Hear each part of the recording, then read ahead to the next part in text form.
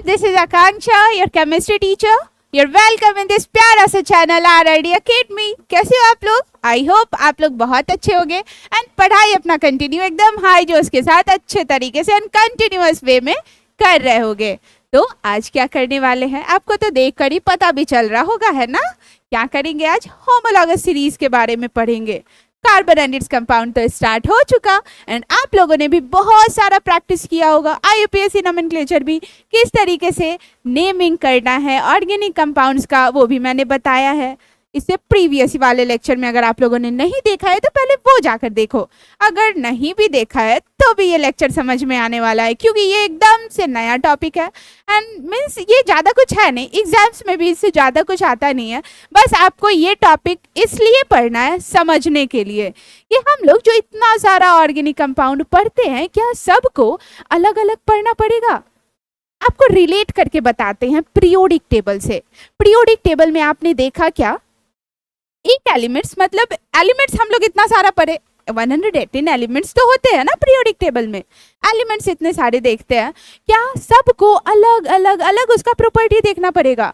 इसका हाइड्रोजन का अलग केमिकल प्रॉपर्टीज, लिथियम का अलग केमिकल प्रॉपर्टीज, मैग्नीशियम का अलग केमिकल प्रॉपर्टीज. नहीं, ऐसा नहीं पढ़ना होता है क्योंकि हम लोग पीरियोडिक टेबल में पीरियोडिक प्रॉपर्टीज जब पढ़ते हैं तो यही तो देखते हैं ना कि बहुत सारे एलिमेंट्स के इलेक्ट्रॉनिक स्ट्रक्चर सेम होते हैं. मतलब इलेक्ट्रॉन का स्ट्रक्चर सेम होता है जिसके कारण एक मतलब जिसका सेम है इलेक्ट्रॉनिक स्ट्रक्चर कुछ कुछ प्रॉपर्टीज तो मिलने ही वाला है तो उसको एक ग्रुप में रख दिया जाता है जिसको हिंदी में समूह बोलते हैं.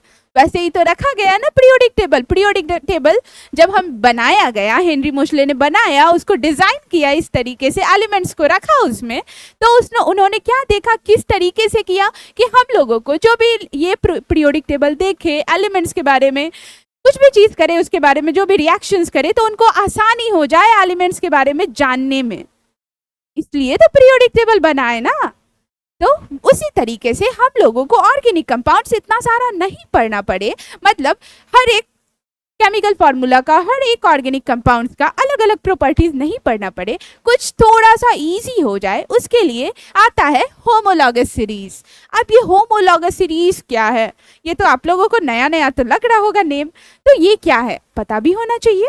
तो देखो ऑर्गेनिक कंपाउंड्स तो बहुत सारे होते हैं जिसमें भी कार्बन हाइड्रोजन है, जो भी कुछ बना दो ऑर्गेनिक कंपाउंड से बन गया, बस उसमें कार्बन और हाइड्रोजन होना चाहिए. सारे के सारे ऑर्गेनिक कंपाउंड्स है. अब होमोलॉगस सीरीज आने से क्या आसानी हो गई कि अगर केमिकल प्रॉपर्टीज कुछ मतलब एक सीरीज, होमोलॉगस सीरीज क्या है कि एक सीरीज में हम लोग उस कंपाउंड को डाल दे, उस ऑर्गेनिक कंपाउंड्स को डाल दे जिसका प्रॉपर्टी सेम हो, केमिकल प्रॉपर्टीज या फिजिकल प्रॉपर्टीज, और फिजिकल प्रॉपर्टीज नॉट या मतलब दोनों के दोनों सेम हो, केमिकल भी एंड फिजिकल भी सेम हो, बस एक सीरीज के एंड कुछ उसका जनरल फार्मूला हो. होता भी है, जब इसका प्रॉपर्टीज देखोगे तो और भी क्लियर होगा.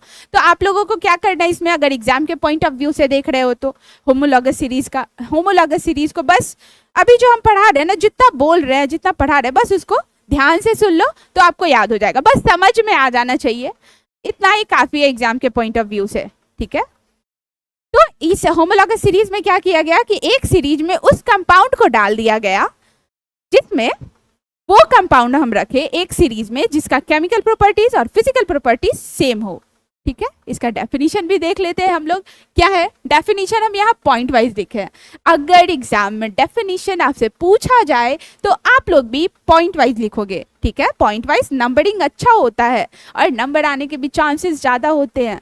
तो देखो क्या है होमोलॉगस सीरीज. फर्स्ट क्या लिखा है, group of organic compounds. Homologous series जो होता है वो ऑर्गेनिक कंपाउंड्स का एक ग्रुप होता है. आप इसको सेंटेंस में भी करके बोल सकते हो, बट एग्जाम में जब भी अपने सीट पे, आंसर सीट पे लिखना तो किस तरीके से लिखोगे, एकदम point wise. Okay, and notebook में भी इसी तरीके से पॉइंट वाइज डालोगे. फर्स्ट क्या है, group of organic compounds. Homologous series जो होता है ये ऑर्गेनिक कंपाउंड्स का एक ग्रुप होता है having similar structure. Structure same होता है, जो भी ऑर्गेनिक कंपाउंड्स एक ग्रुप में आ रहे होंगे होमोलॉगस सीरीज के, उसका क्या होगा, स्ट्रक्चर भी सेम होगा. And third, having similar chemical properties. Chemical properties जो होंगे सेम होंगे. ओके, जो एक सीरीज में आ रहा होगा। And then next differ by CH2 group. And एक इंटरेस्टिंग चीज, मतलब एक सीरीज में कौन कौन सा कंपाउंड आएगा, क्या हमको पूरा कंपाउंड याद रखना पड़ेगा? नहीं, ऐसा नहीं है। बस उसमें जो एडजेसेंट वाला पार्ट होता है ना, अभी देख के क्लियर कर लेंगे एग्जाम्पल। एडजेसेंट पार्ट मतलब कि अगर हम लोगों को होमोलॉगस सीरीज का फर्स्ट वाला पार्ट पता है, फर्स्ट एग्जाम्पल, तो उसके जस्ट नेक्स्ट वाला कौन होने वाला है, बस उसमें एक कार्बन बढ़ा दो एंड नेक्स्ट 2 हाइड्रोजन बढ़ा दो, नंबरिंग हाइड्रोजन का नंबर 2 कर दो एंड कार्बन का नंबर एक और बढ़ा दो। नेक्स्ट एडजेसेंट होमोलॉगस सीरीज का एग्जांपल बन गया उसी सेम ग्रुप का, जिसका होगा same structure, same chemical properties होंगी। ओके, इतना समझ में आया? तो अब जैसे हम क्या बोल रहे हैं, अब पहले एग्जाम्पल देख लेते हैं, उसके बाद जब प्रॉपर्टीज देखेंगे तो और भी देखेंगे कि मॉलिक्यूलर मास कैसे डिफर करेगा, ये सब के बारे में भी जानेंगे। फिजिकल प्रॉपर्टीज क्या सेम होता है, वो सब के बारे में भी जानेंगे। पहले ये एग्जाम्पल देख ले। एग्जाम्पल तो आप लोग को नहीं दिख रहा होगा, 1 मिनट मैं इसको नाइट मोड में कर दूं, जिससे आपको क्लियर दिखे।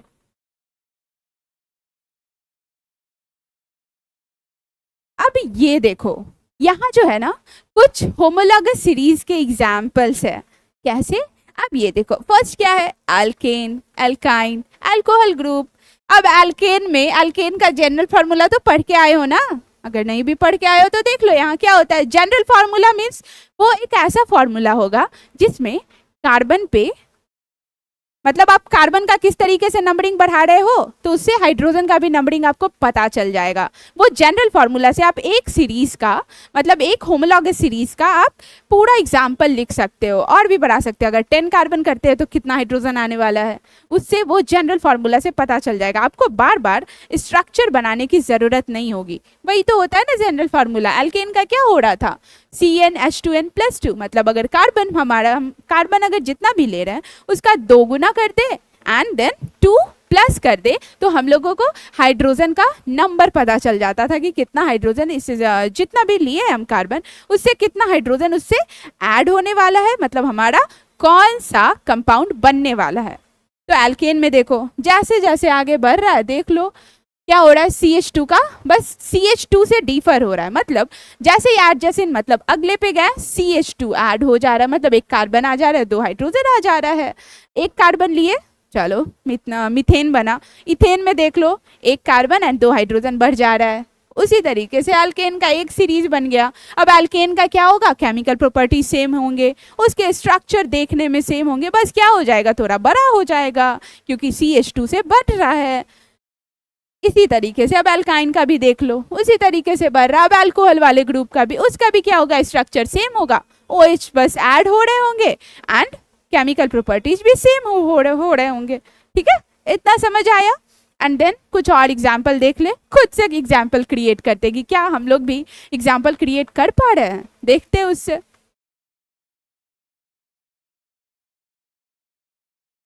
अब ये देखो, कुछ हम लोग लिखेंगे एग्जाम्पल।